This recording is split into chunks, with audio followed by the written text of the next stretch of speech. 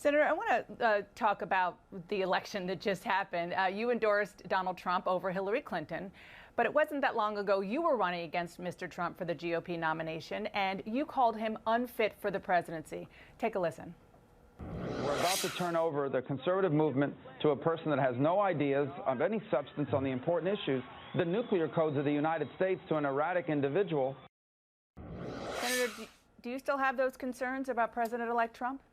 Well, Dan, at the bottom line, we had an election, and ultimately the voters chose him, both as our nominee and now as our president. So the election is over, and now it comes time to govern, and we're going to give him every chance to be successful. And that's what I'm focused on now. At some point, elections end, and the governing needs to begin. So we'll have another election for Congress in 2 years and another election for president in 4. But right now, my hope is that this president is given the opportunity, this president-elect is given the opportunity to be successful. And that's been a long tradition in this country. When the election ends, you don't root against the president-elect because you understand that while you'll have significant policy disagreements with them, whether they're in your party or not, if they don't succeed, the country gets hurt. So I'm going to give him every opportunity to be successful. He has earned this position. He was elected to this position, and he deserves the opportunity to be successful. Senator, I completely get that elections are over and now it is time for governing. But given the fact that it is time for governing, and your criticism was about his abilities to govern, even as far as saying that he shouldn't have the nuclear codes because he's too erratic, what will you do as senator, as somebody who actually has the responsibility of check and balance, to make sure that he is governing properly, given the concerns that you expressed? The same as I would do with anybody else who's elected.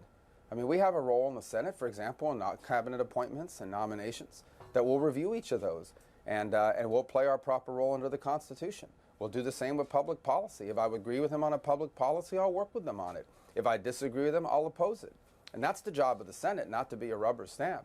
But that doesn't mean we open this broadcast here today by attacking the person or our differences. There's no doubt that during the campaign, I wanted to be the president of the United States. The voters chose differently, both in the Republican primary and ultimately in the general election. So the campaign ends, and now he should be given the opportunity to be successful. And again, if I agree with him on something, I'm going to be a supporter and work hard to achieve it.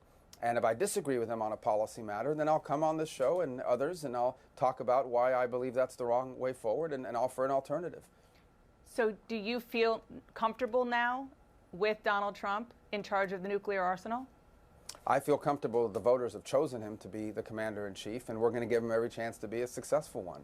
And ultimately, it'll be incumbent upon him, as it would be upon any president who is elected, but to prove their capability in that role.